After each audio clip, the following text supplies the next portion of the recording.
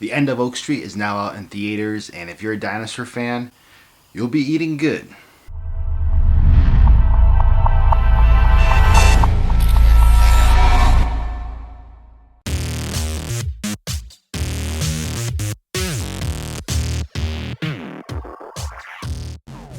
Alright, so David Robert Mitchell brings us a dinosaur film starring Anne Hathaway and Ewan McGregor. And if you're not familiar with David Robert Mitchell and you're a horror fan, you probably do if you've seen It Follows. He's the director of that. And he has done another film that's not horror related. It's like Under the Silver Lake or something like that. And I have not seen that one. But this one was on my radar for August. I was looking forward to it. It wasn't like my most anticipated movie of the year. But when it came to the month of August, it was pretty high up there. I have a few others on there, but you can never go wrong with dinosaurs, usually. And it's always nice to get a fresh dinosaur film. When it comes to dinosaurs, it's basically a monopoly with Jurassic Park. Outside of that franchise, you really don't get any dinosaur films. I'll throw one out at you guys if you have not seen it already. It's Primitive War. That one was a fun indie B-movie dinosaur film taking place with soldiers. I believe that they were Vietnam War and mashing in dinosaurs. A lot of fun. If you haven't seen it, check that one out. But that was a fun one that was outside of that franchise, Jurassic Park. So when this one was made aware, I was like, hell yeah, let's do it up. And like I said in the intro, right off the bat, dinosaur fans, you'll be eating good. A lot of great dinosaur scenes in this, and dare I say, some of the best dinosaur scenes I've seen in a while. And it does outdo a lot of Jurassic Park franchise scenes. When it comes to the tension, the scares, the overall just dinosaur action, you get a lot of it in this one. So I don't want to compare apples and oranges here because they're totally different movies, but at the heart they're both dinosaur films. But yeah, let's just leave it there. So if you're not familiar with the plot, quick synopsis is a suburban family. It lives on Oak Street, and it takes place in the early 80s. I believe it's 1982. And during one fateful night, some lights go off. I guess there's a little bit build up throughout the days, but one night everything just goes bam, some bright ass lights through the windows, and they wake up realizing, something isn't right. Their electricity's not working, their water isn't working. It's a little bit more silent. They're hearing screams in the distance. The weather's going haywire. It's like super hot and humid. And eventually they figure out that, they just got transported back into time, and there's dinosaurs running amok. So that's basically the synopsis of this film. And like I said, just if you're a dinosaur fan, get those tickets because it's a great dinosaur film. Let's just start off with the dinosaurs. Like I mentioned, great dinosaur scenes in this, but something I really enjoyed about it, something I really liked too, was the suspense and build-up we got in this movie leading up to the dinosaurs. And you see like tails go beneath bushes. You see little like spikes from stegosauruses over hedges.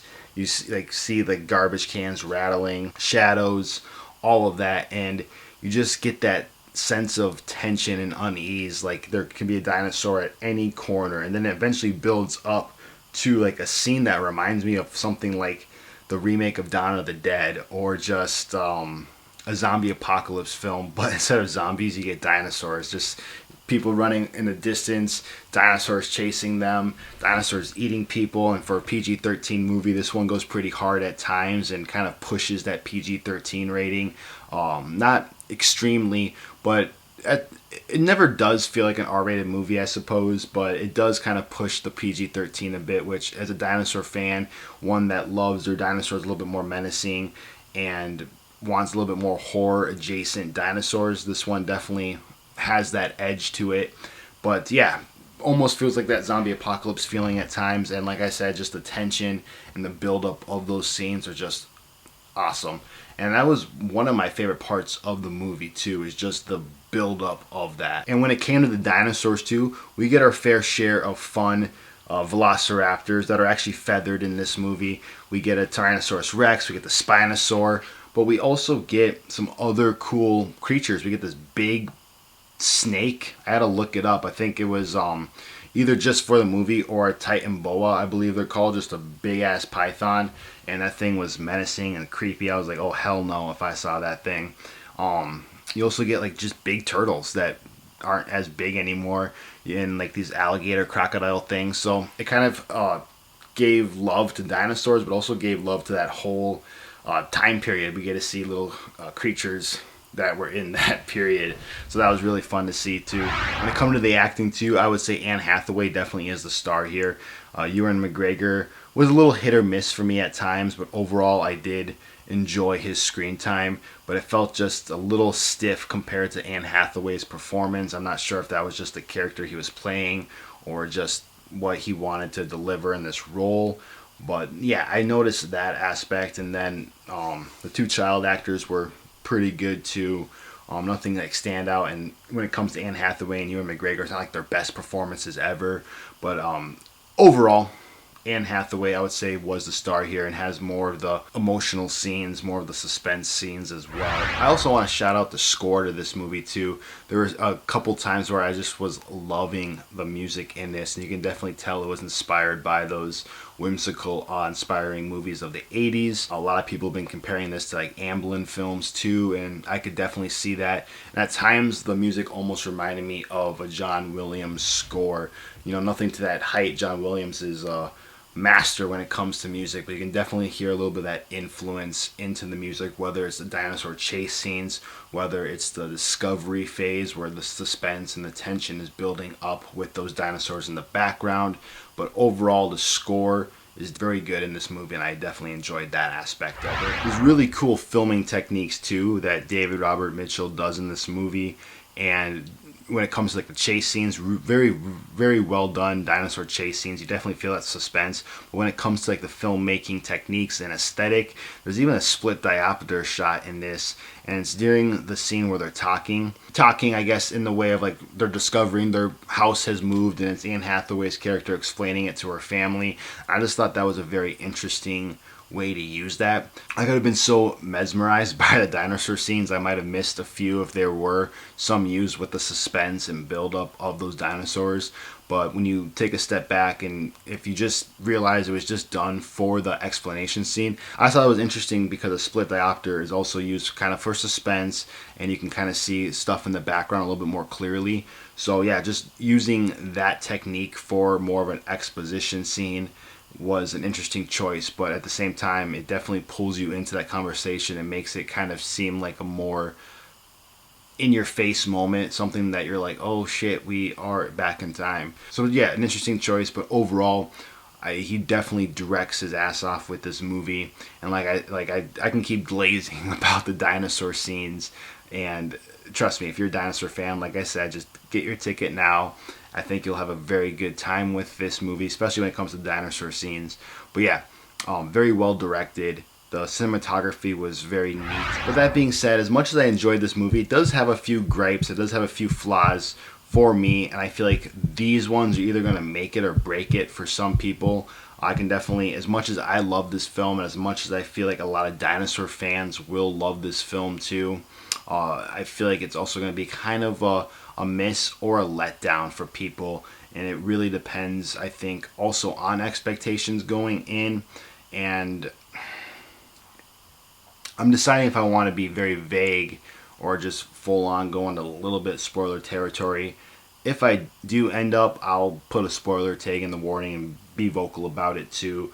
But diving in, and this kind of also goes with a little bit of a positive too, is that as much as a fun pulpy premise this has to it, you know, like a town being sucked back into the past, not just the past, but prehistoric times, millions of years ago, there's also a lot of emotion in this film that I didn't expect. And I think I did a good job at making those characters stronger. I do think the characters could have been stronger, and we could have maybe explored a little bit more aspects of these characters and certain relationships, but it did have a little bit more of an emotional backbone to it than I expected, which was a pleasant surprise as well. And when it comes to the characters, this movie does clock in at 97 minutes, I believe it is. So it is a very tight runtime. It is very well paced as well, and it doesn't take long for stuff to be happening. I think the dinosaur suspense starts building up around 20-25 minutes in,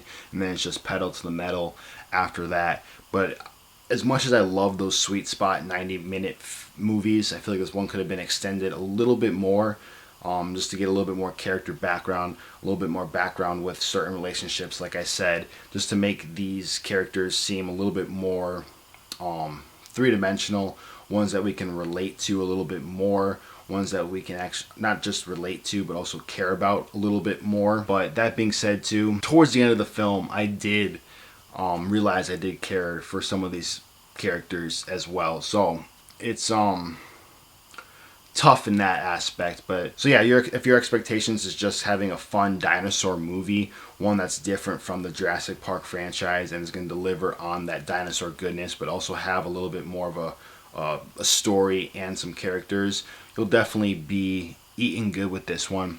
If you want a lot of explanation on what's going on and a lot of science fiction in terms of explanation, you're not going to really get that here. It stays true to that pulpy nature, but it doesn't really go full on that science fiction route of explaining things going on and all that. So if you wanted that, taper down those expectations a little bit. But moving on, I feel like the first 2/3 of this movie are its strongest. I think the way it wraps up and the way that it ends up unfolding in that last act is has a little bit of questionable decisions going on. I'm not entirely sure if I'm on board with everything that happens, and I'll just leave it at that. And again, as we're getting closer to these negatives, tread at your own risk. I'm not going to go full spoiler territory, but I might say something that me myself I'd be like, maybe I should have waited till after I saw the movie. But I'm not going to like name drop things or go full on detail. But I think the way it wraps up is just a little bit too, I don't want to say happy, I don't want to say friendly, but it's just like picture perfect. It kind of like undermines some of the decisions that happen in that film in the second act, so it kind of does that. And like I said, I'm not entirely sure how I feel about that third act so far, but it's that's probably the weakest part for me, because there are some moments too that where this film was taking twists and turns that I didn't see coming, and then when it comes to that third act, it kind of just deflates that feeling a little bit, and I'll just leave it at that. It almost maybe feels like it was playing it too safe, if that makes sense. But yeah, when you do see the film, and if you have seen it, let me know your thoughts in the comment section down below. And of course, if you're going to be diving into a little bit of spoilers or anything, definitely put a spoiler tag on it. But yeah, I'll be interested to hear what you think of that third act and just the overall movie too in the comment section down below, so be sure to let me know. And then with its pacing too, there are some scenes that I didn't feel like were entirely needed, or they kind of felt like maybe there was more in there that got chopped away in the editing room. There's this kind of this bully plot line going on that kind of just feels like it came out of nowhere, and then it happens again later on. You kind of forget about those characters. You're like, oh yeah, these bullies, why are they back? And it just kind of feels a little out of place. When they return, it's there to build a little bit of tension with some other stuff going on, but again, it just kind of like feels like an afterthought, or again, like just more bully scenes were maybe in the first half of this film that got chopped. It is known that this movie also did go through some reshoots, so I wonder if that has something to do with it too. But I feel like that could have all been removed, and it could have just been the same, but also spent more time exploring these characters too. So there's that. Also, a kind of a tiny gripe, nothing too major I had, but I definitely thought of this a few times while watching the movie, during that exploration phase where they're going out of their house, kind of exploring what just happened. I was like, where is everybody? Where is everybody in this neighborhood? Like, obviously the houses and the street transported, but we only see a few characters, not even a few, it's basically just the family we're following go out of their house and kind of explore. There's a little bit here and there, but I feel like they could have had more people wandering the streets and just made that like that one scene I was talking about, the zombie apocalypse scene, definitely escalated a little bit more, including more people. I'm not sure what happened there. It just kind of felt like, where is everybody right now? But yeah, overall, this definitely delivers on dinosaur carnage, and I feel like it does get dinosaurs right when it comes to dinosaurs. They're scary reptiles, and it's always fun to see a more horror adjacent dinosaur film. One that's bringing the carnage by the buckets. This one did a good job at doing that, as well as, like I mentioned, is building that suspense, building that dread. We're not seeing the dinosaurs right away. It's slowly cooking up to the first reveal, and I just love that aspect of this. And it was just fun and fresh seeing a new dinosaur film. I'm not sure if this is going to be one that starts a franchise. It kind of does feel like a self-contained story, but at the same time, there is possibilities of this expanding a little bit more. But yeah, just as something that's separated from Jurassic Park, the franchise that's basically the monopoly of dinosaur films, this was a nice, refreshing take on a dinosaur movie. And it is a combination of a lot of things. You know, you have a little bit of sci-fi in it. It's thrilling. It's suspense. There's a little bit of scenes that are like a horror movie, especially when they're first hearing screams in the neighborhood. It's a little eerie. And then the slow build-up of the dinosaurs. There's a little bit of blood and gore in this movie. Nothing too crazy, but it has that as well. And then there's some scenes that are just horrifying. If you're in those people's shoes, you'd be like, oh shit. So it definitely has a nice blend and combination of all of it, but not overdoing it in certain aspects, and at the end of the day also feeling like a very well done summer blockbuster film. I'm not sure how this one's gonna do. It felt like the marketing was a little bit low. Like, I've seen this trailer a lot of times in movies, but it wasn't like going out there. It felt like Warner Brothers, I believe this is a Warner Brothers film, wasn't going balls to the wall with the marketing for this film. They were just like, hey, this is coming out August 11th if you want a dinosaur film. So I don't feel like it hit the high notes of like the marketing for a Jurassic Park movie, for example. But if you're a dinosaur fan, definitely go check this out. Definitely do some word of mouth with this movie if you enjoyed it.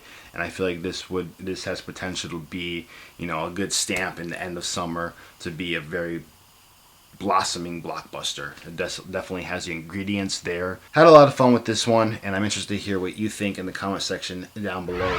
Alright, I'm going to sign off. Those are my quick thoughts of The End of Oak Street. If you enjoyed the video, please hit that like button. It lets me know that you enjoy these new release movie reviews. And if you're new to the channel, welcome. Consider subscribing if you want to see more movie content focusing on horror, thriller, action, and comic book movies. Those are my favorite genres, so those are the ones I'll be covering the most on this channel. So you have that same taste, you know what to do. I'll have my letterbox too in the description box down below if you want to follow me on there and just see what else I'm watching throughout the month. Before I sign off, I'll have 2 videos on the screen right here. One will actually be a whole playlist of 2026 new releases. Thank you for watching, and as always, keep watching those movies, because those movies won't watch themselves.